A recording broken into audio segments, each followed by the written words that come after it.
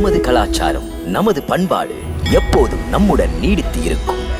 Subscribe Tilak. இந்த சக்தி வடிவம் எச்சரிக்கை விட்டது. எங்கோ ஒரு மூலையில் என்னை கொல்ல வந்தவன் பிறந்து விட்டான் என்று. இதன் பொருள் என்ன? முதலில் சொன்ன அசரீரி வாக்கும் பொய்யாகவில்லை என்பது தானே? அது மட்டும் அல்ல. இந்த கம்சனின் கணக்கை முடிக்க ஒரு சூழ்ச்சி நடக்கிறது. இல்லை என்றால் 8வது பிறந்ததையே நான் குழந்தையாக இல்லை. எனது மாளிகையில் ஏதோ சதி நடக்கிறது. சூழ்ச்சி புரிய வழியமைத்து தர இங்கு எவனோ இருக்கத்தான் வேண்டும். உடனடியாக எனது ஆணை என்னவென்றால், தேவகிக்கு பெண் குழந்தை பிறந்த அன்று இரவு சிறைக்கூட காவல் பணியில் யார் யார் இருந்தார்களோ அவர்களின் தலைகள் மக்களின் முன்னிலையில் யானையின் காலால் நசுக்கப்பட வேண்டும். இது ஒரு பாடமாக அமையட்டும் துரோகிகளுக்கு, என் எதிரிகளுக்கு. கம்சனின் நெஞ்சாழத்திலே இருக்கின்ற எரிமலை வெடித்தால் அணைப்பவன் யார்? மாவீரா தேடுகா. அரசே, என் நோக்கத்தை நீ புரிந்து கொண்டிருப்பாய். செயல்படு. ஆகட்டும் அரசே. நற்புகழ் பெருக, நலமோடு வாழ்க.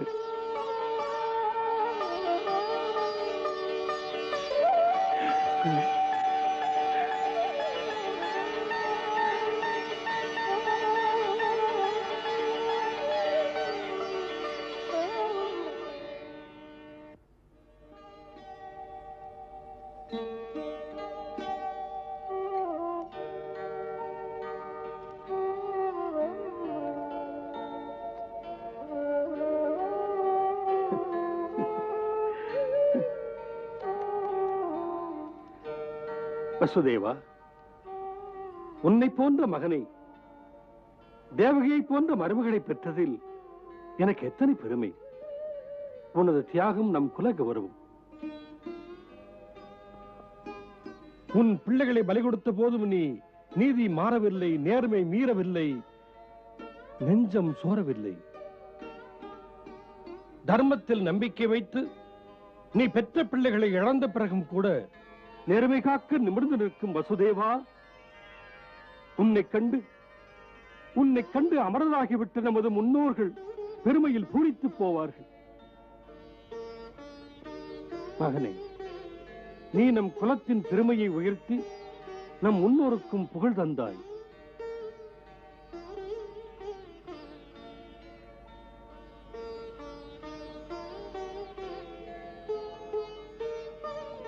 மருமகளே, உலகத்தில் உன்னை போன்ற ஒரு தியாகத்தாய் 6 பிள்ளைகளை பறிகொடுத்தவள். அவள் சுமக்கும் வேதனைகள் என்னால் உணர முடியும். கணவன் வாக்கை காக்க கடுஞ்சிறையில் நீ வாழ்ந்தது வாழ்க்கை அல்ல, அது ஒரு வேள்வி. அதன் காரணமாக நீ இங்கு எல்லாருக்கும் வணக்கத்துக்குரியவள். மகளே, அப்படி உன்னை அழைப்பதிலே ஒரு ஆனந்தம். மருமகளும் பெற்ற மகள் போல்தானே உன் தியாக வாழ்க்கை.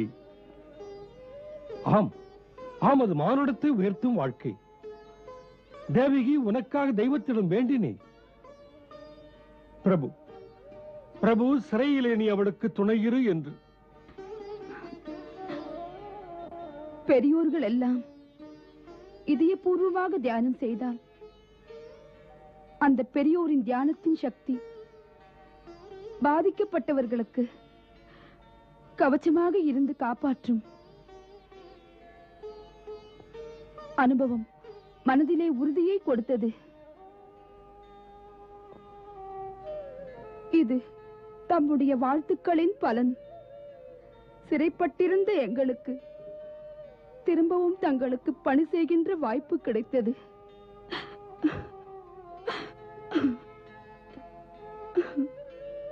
பெண்ணுக்கு மாமனார் தெய்வத்தை போல் அல்லவா? தெய்வமே, அந்த தெய்வத்திடம் எனக்காக பேசுங்கள். இந்த தாய்ப்பட்ட பாட்டை சொல்லி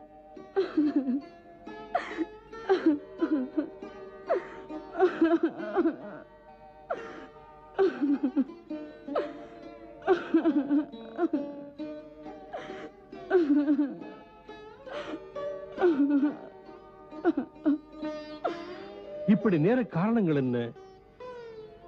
எந்த அநாத ரட்சகனை பற்றி அன்று அசரீரி சொன்னதோ அது நிகழவில்லையே.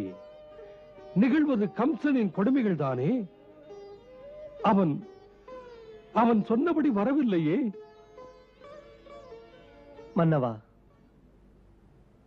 இப்படி ஒரு கேள்வி எல்லார் மனதிலும் இருந்தும் மௌனமாக இருக்கிறார்கள். அந்த 8வது கர்ப்பத்தை பற்றி, அது செயல்பட போவதை விளக்கி தேவி சொல்வதை வைத்து பார்த்தால் இதன் பின்னால் இருக்கும் தெய்வீக சக்திகளின் திட்டம் தெரிகிறது. இதை நிரூபிக்க மானிட பிறவிகளான நமக்கு சக்தி இல்லை. இதை அறிந்தவர் குருதேவர் கர்கர் மட்டும்தான். அந்த குருமகான் சொன்னார் பேச்சினிடையே 7வது கருவுற்ற சமயத்தில் கருச்சிதைவு உண்டான காரணத்தை. காரணமா? என்ன காரணம்? ஆமாம் வசுதேவரே, உங்களை அப்பொழுதே சிறை கூடத்தில் சந்திக்க இருந்தேன். பிறகு சூழ்நிலை வேறு விதமாக மாறிவிட்டது, சொல்ல முடியவில்லை. அதுதான் ஏன்? அவர் உரிய நேரம் வரும்பொழுது இதற்கு விளக்கங்கள் தரப்படும் என்றார். பொதுப்படையாக அவர் பேசியதற்கு வெளிப்படையாக நீங்கள் சந்திக்கும் போது சொல்வார். உங்கள் ஐயம் அனைத்தையும் நீக்குவார். மேலும் இது நிச்சயமாக கர்ப்பச்சிதைவே அல்ல, இது தெய்வீக ஏற்பாடுதான்.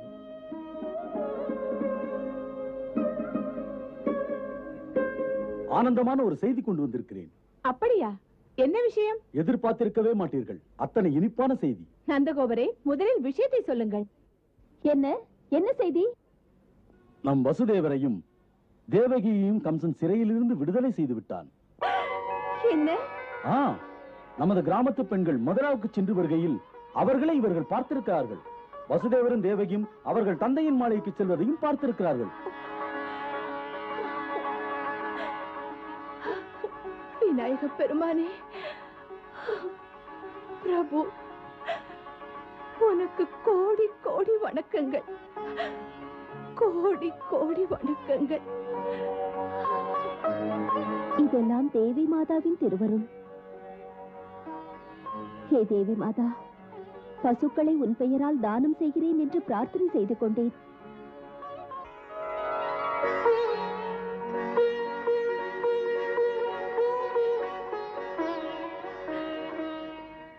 குழந்தாய், உன் அப்பாவுக்கு விடுதலை கிடைத்து விட்டது. சீக்கிரமே அப்பாவை பார்க்க போகிறாய். உன் அப்பாவுக்கு வணக்கம் சொல். வணக்கம்.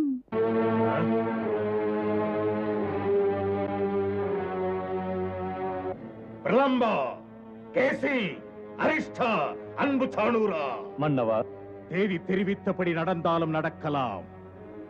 தேவர்களெல்லாம் என்னை கொன்று முடிக்க ஏதோ திட்டமிடுகிறார்கள்.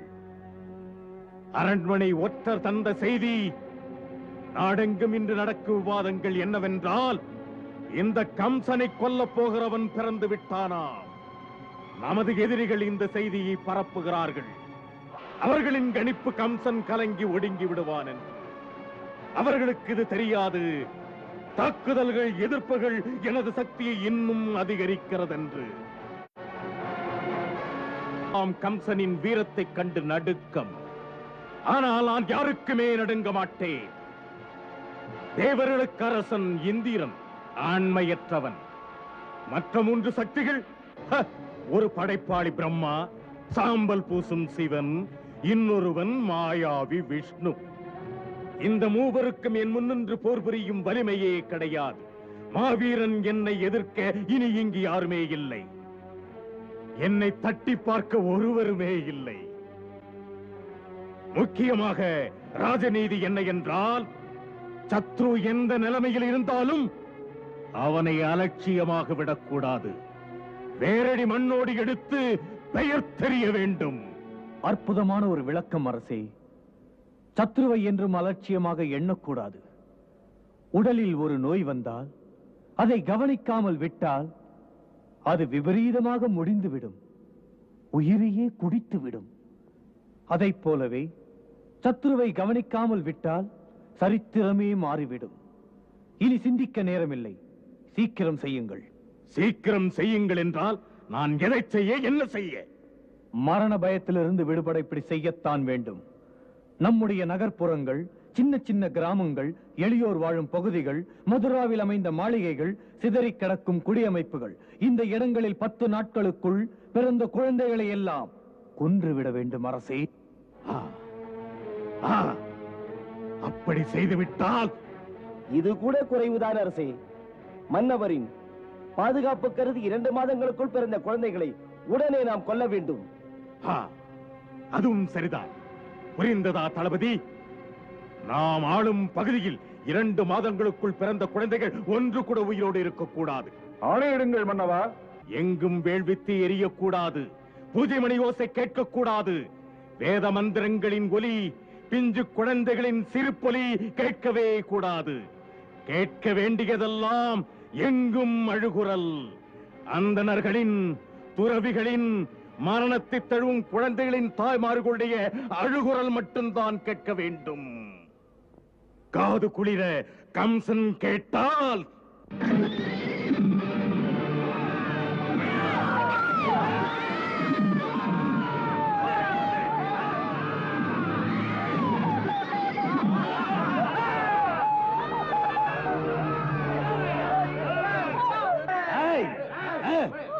குழந்தை என்னிடம் கொடு, கொடு குழந்தை.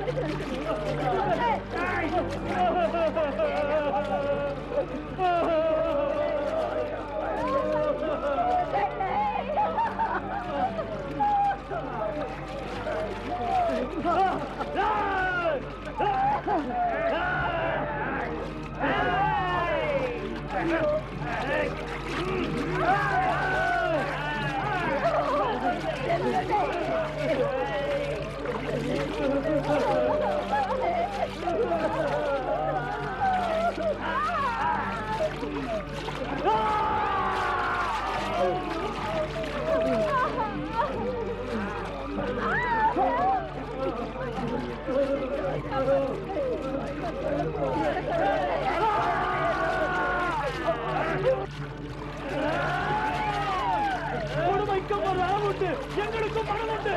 தரமாட்டோம், தரமாட்டோம், தரவே மாட்டோம், தரவே மாட்டோம், தரமாட்டோம், தரமாட்டோம்.